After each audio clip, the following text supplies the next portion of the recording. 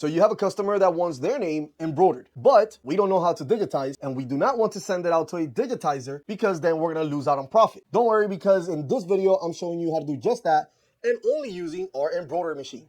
Welcome back to Embroidery Knowledge with Willy. Today, I'm finally updating my embroidery machine, and guess what? I'm going to be showing you the process from beginning to end so that you can do this yourself. Now, for your near goal, if you want to start your business or grow your business, this is a perfect time, and let me tell you why. Hey guys, welcome back. Today, I'm here with the one and only Alan Wade. What's up, Alan? Two different ESP files from one.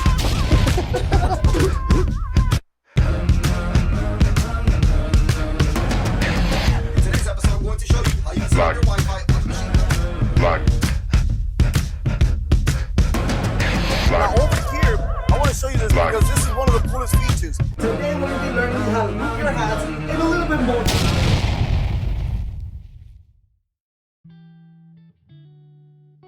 Now, before I get started, guys, I want to make sure you know this. Yes, we are using our embroidery machine. So what does that mean? That is not a full digitizing software. So we are a little limited. But, hey, we're going to be able to do exactly what we need and in just a couple of minutes. And the materials that we're going to be using are just your regular hoops or your mighty hoops if you have that, and your stabilizer. And again, it depends on what fabric you're going to be embroidering on. So just make sure that depending on the fabric and the size of your design, you must choose the right stabilizer. If you don't know and you want to learn more about stabilizers, there's going to be a video in the link below where you can check that out. Now, what am I going to embroider on? I think I got an idea.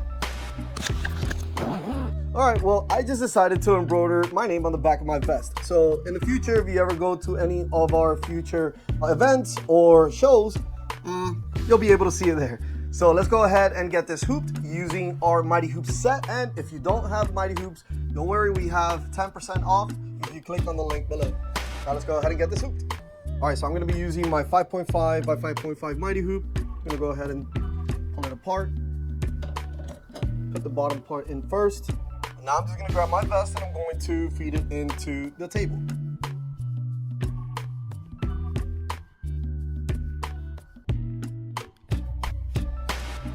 So because how structured this vest is, I'm not going to be using any stabilizer. Plus the design that I'm going to be using is just gonna be my name, so there's not gonna be a lot of stitches. Now I'm gonna grab the top of the hoop with the U shape facing to the right top, and I'm just gonna place it in. Now let's go ahead and turn on the machine and let's go straight to the panel. Let's go. Now the first thing we're going to do is select our pattern button. Then we're gonna go up to where it says text. Now here's where we have all of our options to be able to create a text. The first thing we want to do is go over to the keyboard and we're going to type the name.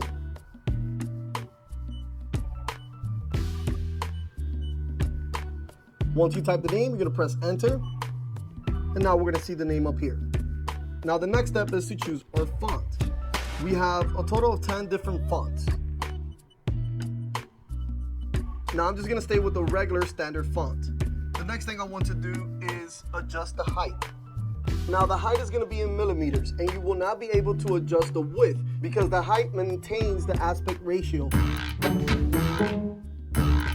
So the bigger the height, the wider it gets. The smaller the height, the smaller it gets on the width. So I'm just going to go ahead and put it at 50, let's say 51 millimeters.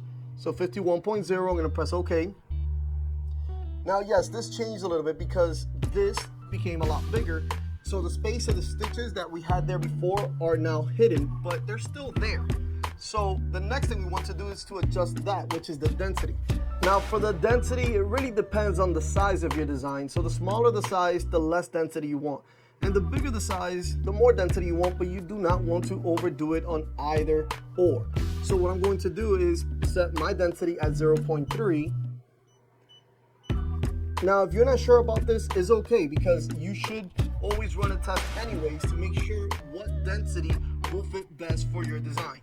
Now, after the density, I'm going to adjust the gap in between each letter. So I'm going to go ahead and choose, let's say, 0.4.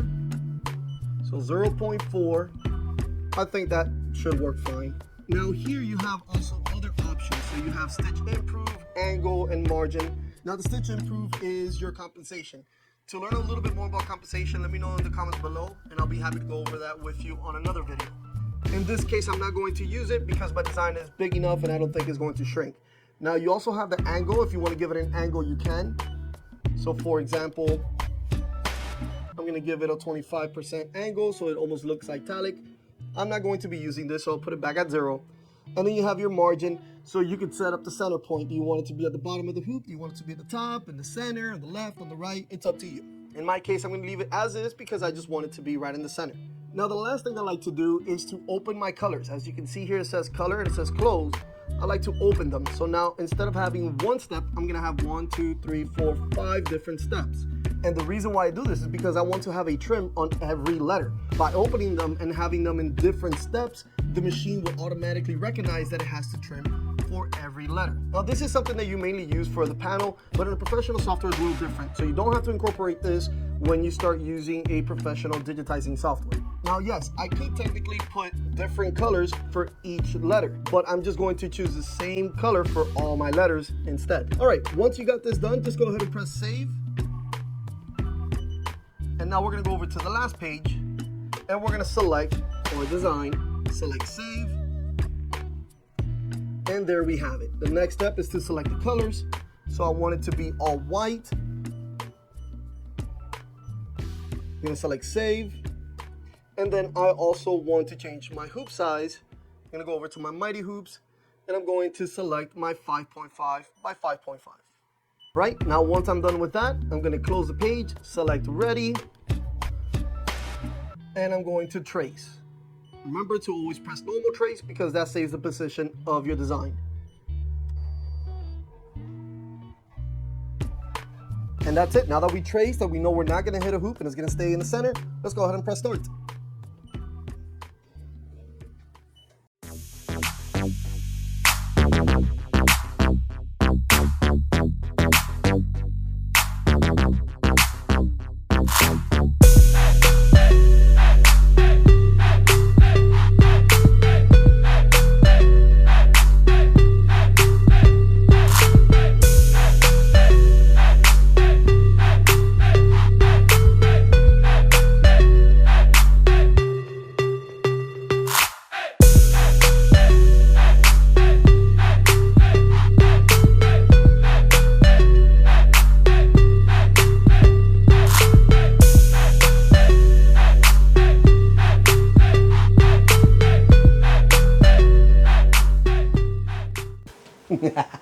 And that's pretty much it, guys. It's as simple as that, and it gets the job done while we're making profits. Now, just so you know, what I would personally charge for a name, something like this or like this, would be $5. That's the minimum that I would charge per name. Now, obviously, this depends on you and your customers, your competition, if you're inputting your own fabric, or if they're giving you their own garments to embroider on, and depending also on how big the design is. Because if the design is really big, then at that point it will take longer, so I will charge a little extra. Don't forget that with PrintDirect US, you have lifetime US training and technical support, so make sure you reach out to us if you're looking to start your own business or to grow your business. If you have any recommendations on other videos you would like me to do, please let us know in the comments below. Don't forget to like and subscribe so that other people can watch these videos as well. And that's pretty much it. I'll see you guys on the next video. Take care.